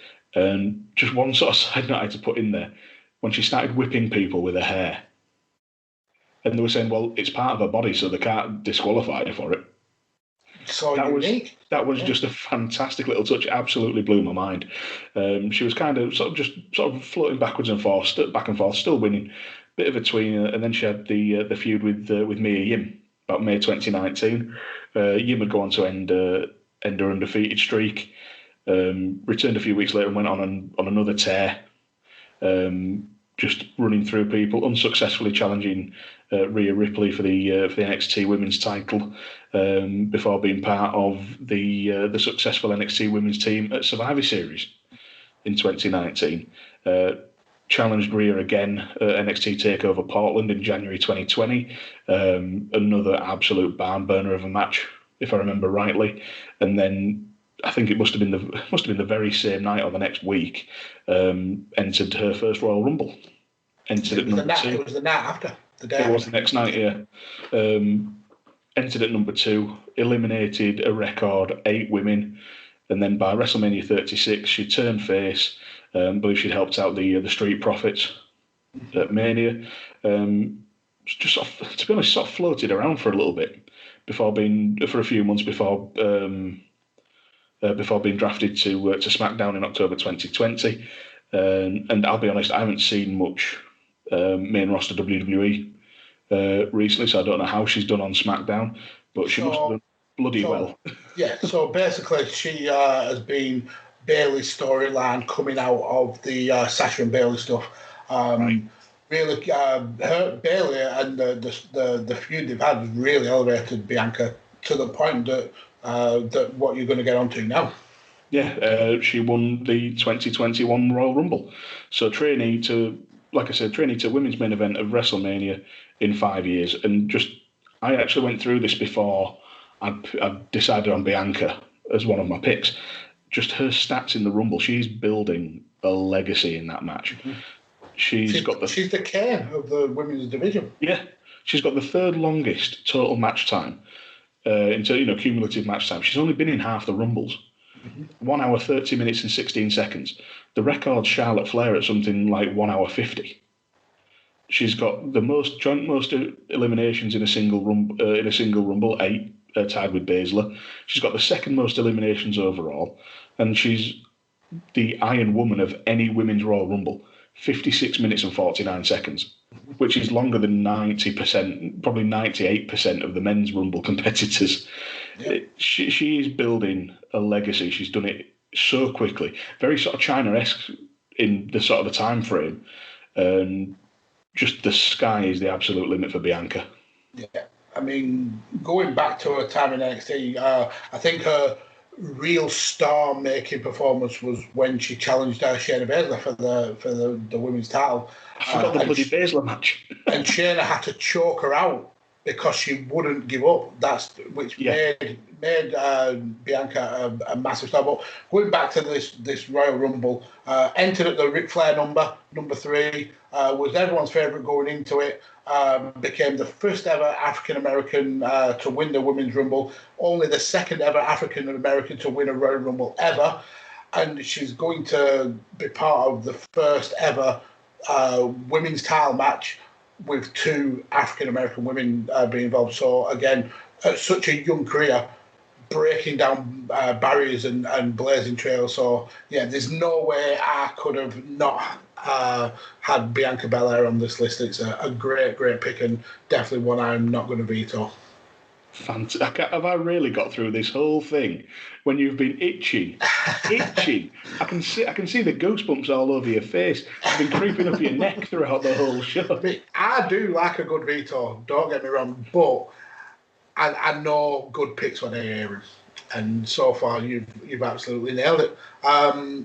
So I'm going to go with my pick then next, and I'm going to go with someone who's had a lot of run-ins with Bianca Belair, both as a friend and foe. I'm going to have to go with Ria Ripley. Very much in the kind of Charlotte Flair mould of a character. She's tall, she's blonde, she's brutal, she's hard-hitting.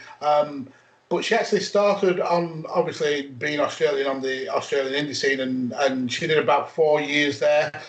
Signed with the WWE, again, around the same kind of time as Bianca in 2017. Was given the name Ria Ripley and was cast in almost like the Bayley kind of character, where she was happy-go-lucky, white meat babyface. Entered the first ever Mae Young Classic, lost to Dakota Kai in the 2nd round. Debuted on NXT in the Battle Royal for the #1 contender for the NXT Women's Championship. But then when it comes back round to the 2nd Mae Young Classic in 2018, we got a totally different kind of Ria, really kind of a more aggressive, more punk rock, more kind of how Ria saw herself as a character. Gone was the happy, smiley, go-lucky kind of Ria, and we got the mosh pit style, Ria. She again was unable to win the tournament. She eventually lost to Io Shirai in the semi-finals, and then she did something that was quite unexpected. She switched to NXT UK.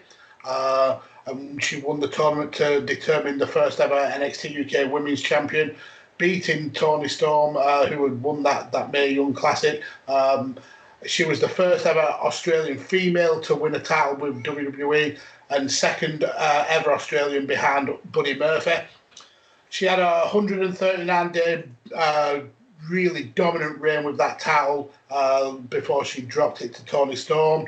She entered the 2019 Royal Rumble, where she quickly eliminated 3 people before getting eliminated by Bayley. And then, kind of in the blow-off in NXT UK, she had a feud with Piper Niven, which was really good. Then went back to NXT to feud with Shayna Baszler for the NXT Women's title. But before that happened, she actually joined her NXT teammates to invade SmackDown. If you remember, there was the Triple H promo where he had all the NXT stars there. So going into Survivor Series, she pulled double duty that weekend, kind of like Bianca. She pinned Baszler to win the War Games for her team.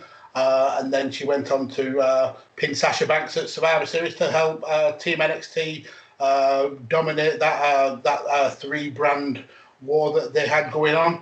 And then when she got a title match, she actually beat Shayna Baszler and became the first person to win both the NXT and NXT UK women's titles. And then when Charlotte won the 2020 Royal Rumble, Ria pushed Charlotte to challenge her for the NXT title. So after Ria successfully defended at Portland against Bianca Belair, Charlotte agreed to the match by beating her up afterwards. And unfortunately for Ria, she lost the match between her and Charlotte at WrestleMania 36. But she would stay in that title scene for a little while, being part of the triple threat match where Io Shirai ended up becoming the champion at TakeOver In Your House. And for the last about year or so, she's been kind of primed to move up to the main roster, but just never got there just yet. She's been used fairly sparingly on the main roster. She was part of the team that Shotzi Blackheart had for the second Women's War Games. She's had the feud with Raquel Gonzalez. And then, obviously, she entered this year's Royal Rumble, where, along with Bianca, she had an absolute star-making performance. The callback to the Bianca, Charlotte, Ria feud around the title when Bianca did the "You Don't Go Here," which is just absolutely brilliant. When they both teamed up to eliminate Charlotte, and then just decided to duke it out to see who would end up winning the Royal Rumble. Unfortunately for Ria, it was Bianca Belair, but you can tell that Ria is definitely primed to be a main roster star and a main roster world champion in the next year or so. So yeah, I'm gonna have to go with Ria Ripley, I think. It's a great pick, and given Ria's won the NXT UK title, I can see her easily becoming the first true Grand Slam champion in WWE. Yeah. I'd go a step further and say the sort of the transformation from your generic white meat babyface, blonde, happy, smiling, to just the death metal, ass kicking, dick stomping badass that we've got now has been nothing short of incredible. I actually picked out Ria in the first Mae Young Classic. Said to one of my mates, watch Ria. She's got something, and lo and behold, I've been proved right. And you can believe or disbelieve if I actually said that, but I did. I believe it, absolutely. And the hoss fight between her and Raquel Gonzalez recently on NXT, what a match. Yeah, absolutely love Ria. She's not staying on. Oh, wow. You are worse than Tolly. No, I'm not, because I've actually got a good pick to back it up. And I'm going with another absolute legit ass-kicking badass. Again, mentioning another two promotions we won't have mentioned before, but I'll get to that. I'm vetoing Ria Ripley to put on Thunder Rosa. Interesting. I mean, my fourth pick, obviously, I've mentioned three of mine with Momo, Bianca, and Ria, but my fourth pick is very much linked with Thunder Rosa right this minute. So, tell us why Thunder Rosa. A theme in a lot of my picks is I like sort of very snug, realistic, hard-hitting, strong style, if you want to call it that, wrestling. And Thunder Rosa just encapsulates that. And when I first saw her, I thought she'd been wrestling for absolutely donkeys. She only debuted in 2014 in Supreme Pro Wrestling in Sacramento. So she debuted in 2014, and by 2015, she was spending 2 months wrestling in Stardom in Japan. Another foreign talent who joined Oedo Tai, and just in the 2 months she was there, she was wrestling against names like Chris Wolf, Mayu Iwatani, Momo Watanabe, Io Shirai, and in the same year, she got signed up for season 2 of Lucha Underground as Cobra. Now, Lucha Underground, I've not seen all of it, but I love the presentation. It was unique. Yeah. All the characters were brilliant. It was more soap opera with wrestling than most are. Most notably in the second season of Lucha Underground, she beat Sexy Star, and then in seasons 3 and 4, she formed the Reptile Tribe with Daga and Jeremiah Snake, picked up the trios titles. Going into 2018-19, she spent 8 months with Ring of Honor, teaming with Holidead, who's another brilliant up-and-comer on the US indie scene. There were the Twisted Sisters that, while they're there, they beat the team of Britt Baker and Madison Rayne, and also beat the team of Madison Rayne and Sumi Sakai, who I mentioned earlier, another star maker in ROH. She was wrestled for Women of Wrestling, where she very quickly went up to challenge Tessa Blanchard for the title. And then in 2019 as well, so again, very, very quickly, quick fire, going all around the world, she spent time in Tokyo Joshi Pro, where she was taking on names like Yuka Sakazaki, Alison Kay, Mina Shirakawa, and while she was there, she captured the International Princess title in that promotion, held it for 276 days, and the only thing that ended that reign was the pandemic. The back end of 2019, in the October, she debuted on NWA Power. Again, a show I absolutely loved. I adored NWA Power.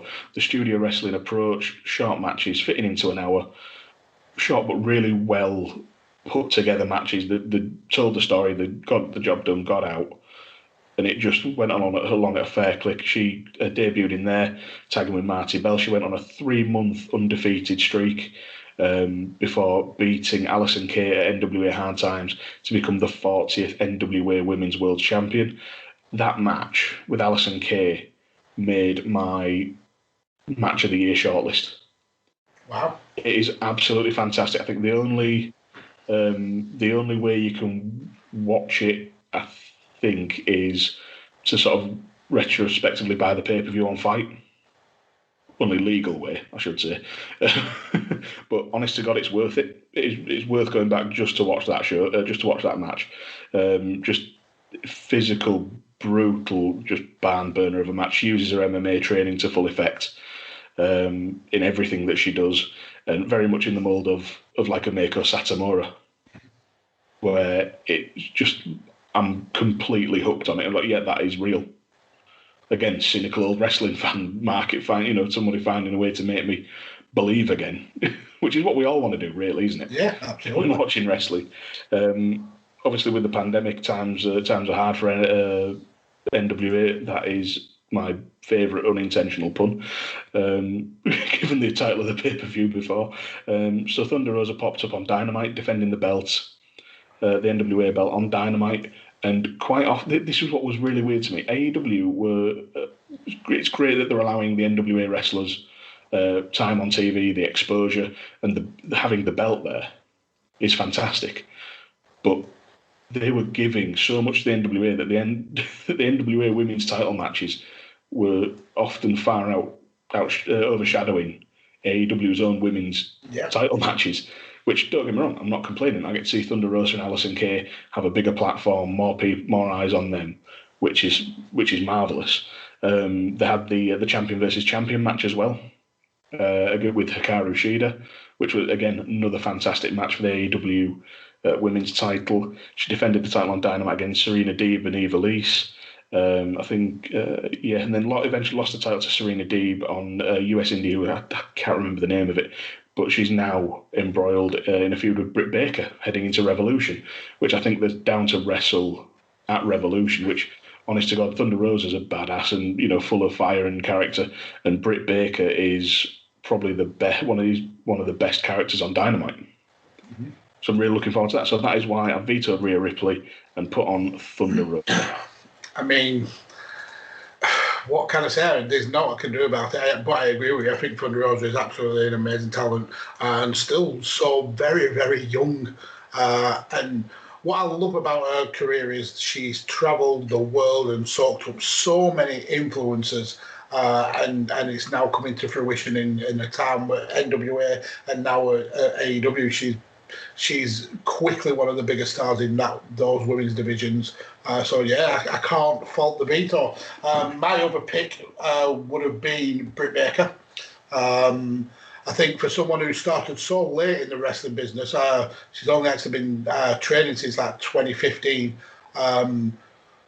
She's done so well to get where she is. Trained under Candice LeRae and Johnny Gargano originally, and was the first female signed with AEW. I think she struggled with the pressure of being like the face of the company, and that really showed in not only her character work but also in ring. And when she kind of like took a step back, and ironically, an injury took her out of commission for a while. It gave her the time to really focus on her character work, and like you said, she's one of the best characters in the company. Really knows how to rile up a crowd. Really knows how to kind of use the ring psychology. In ring, she's very, very talented, and you can see there's a lot more growth there to have. And I do believe that she will eventually be the face of the women's division there, because they're building segments around her. They're building this massive storyline with Thunder Rosa around her. I would have gone with Britt Baker had I had my own Mount Rushmore on there. Let's quickly have a look at polls. I'm actually quite impressed with polls, really. He's gone with Rhea Ripley and Bianca Belair. Aaliyah James is also picked. And Millie McKenzie, someone who I'm actually kicking myself and not picking, because I think she's a world beater at such a young age. So good. The things she can do at 18, 19 years old are unreal. A legitimate suplex machine at such a young age, and such a sweetheart of a wrestler as well. I'm a bit disappointed I didn't put Millie McKenzie on my list, to be fair. But I think they're not putting Millie on. I think for both of us, it's a bit of recency bias. Mm-hmm. Bianca Belair, Rhea Ripley, Thunder Rosa, they're all, even Martina, they're all still working, still able to work. They're on TV. They're there in the mind. Millie is incredible. I've seen her wrestle a lot live. Promotions like Southside in Britain, and she's ridiculous. I think she was 15 or 16 when she started. Just young kid suplexing the shit out of everybody.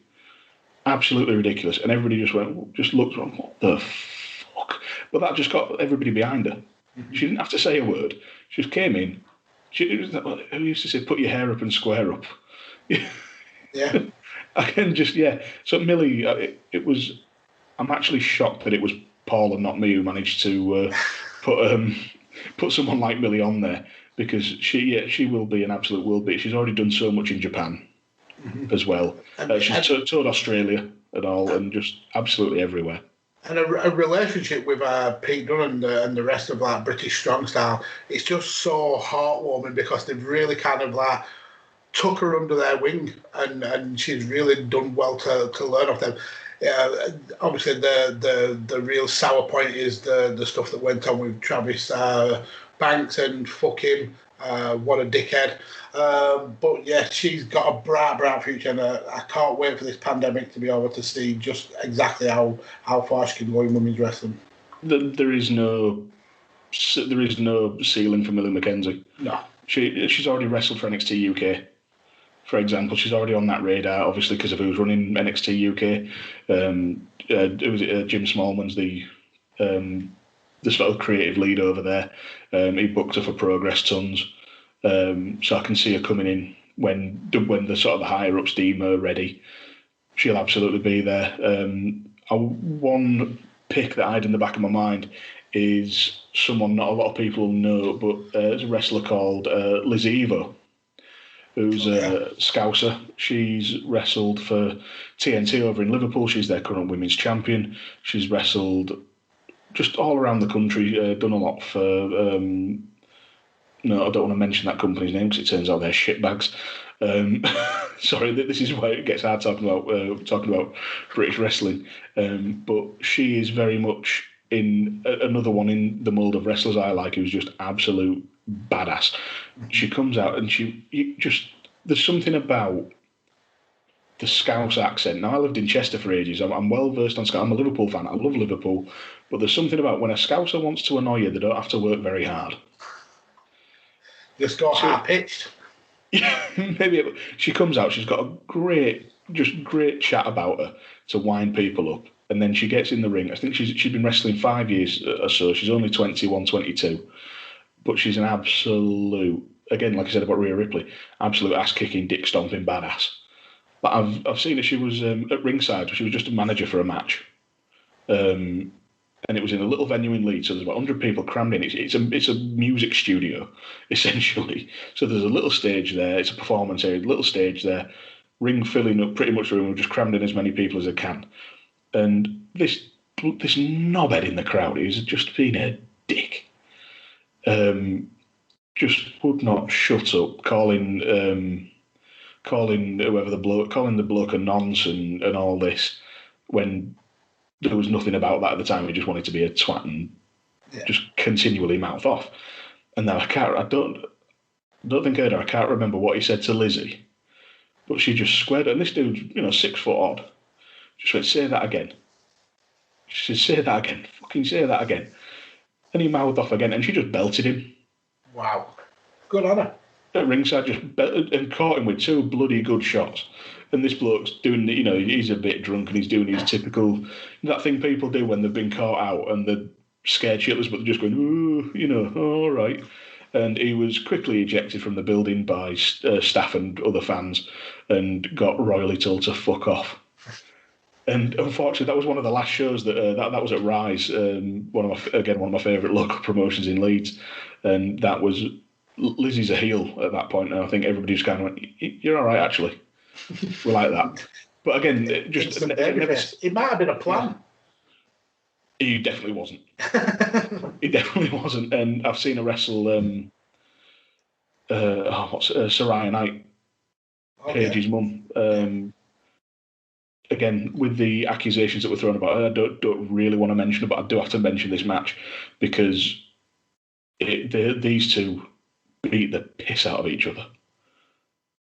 And in front of about 75 people, just absolutely beat the piss out of each other. But she goes out and she does that every single time. I've seen her work face and heel equally as well. And given the chance, given the right amount, right exposure, Lizzie can go as far as she wants to. And she's a Liverpool fan, and she's got a finisher. I can't remember if it's an elbow. It's been that long since I've seen her wrestle. But a finisher's called the Virgil van Strike. Wow, that's brilliant. So I'd urge everybody get on YouTube, look up Lizzie Eva, or she used to be called Lizzie Styles. Yeah, look her up. She's fantastic. Well, Dan, this has been absolutely amazing, as I knew it would be. Paul has absolutely missed a trick not being involved in this. It's always fun when you're around. You bring knowledge and shit housing with your vetoes. But I do need something from you, Dan. I need a topic for a future guest. I know that you had a good one in mind, but going to sleep fucked that royally for you. Were you able to remember it? No, completely. I remembered one earlier when I was on my way when I was actually out taking the dog for an empty. Sticking with women's wrestling, I'd like to hear the Mount Rushmore of NXT women's matches that don't involve the 4 horsewomen. Oh, I mean, nice little one to research. There's a couple of things in there that'll get the old grey matter working, and you'll have to go and revisit. But I'm happy with that. I mean, like we've said quite a few times on this show, the NXT women's division is stacked, and it's been stacked for a long, long time. So I'm sure we can come up with plenty of good matches out of that stipulation. But again, thanks for doing this, Dan. I really do appreciate it. You're always welcome back here. Where can people find you on the wrestling Twitters, and what other content are you involved in? And I can actually say that already now. Yeah, shock horror. I'm on another podcast with Mags. My Twitter is at Dan Griffin 21, and I am on the monthly pay-per-view reviews over on that 90s Wrestling Podcast, which is at 90s Wrestling Pod, I think. I can never actually remember that because I'm a dipshit and don't pay enough attention. I just tap in on Twitter at James and it finds him.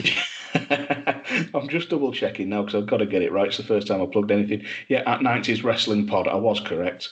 Go me.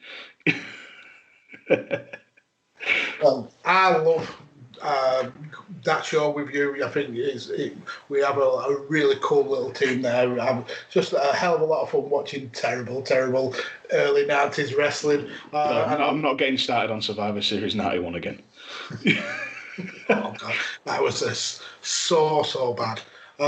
But yeah, like I said, you're more than welcome on this show anytime. I really love having you on. Well, if you ever feel like divorcing Tolly and finally putting a ring on it, I don't mind coming back. Do you know that might end up happening if he keeps ditching for work? How dare he ditch for work?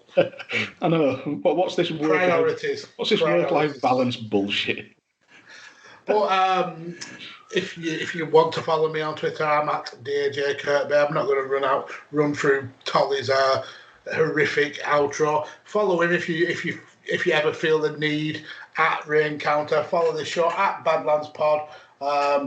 Check out all our other plethoras of content. Paul, when he turns up, does five nerds go, and I do more podcasts than any human should ever do. But thank you for listening. We have one rule around Badlands. It's that you must always use your head.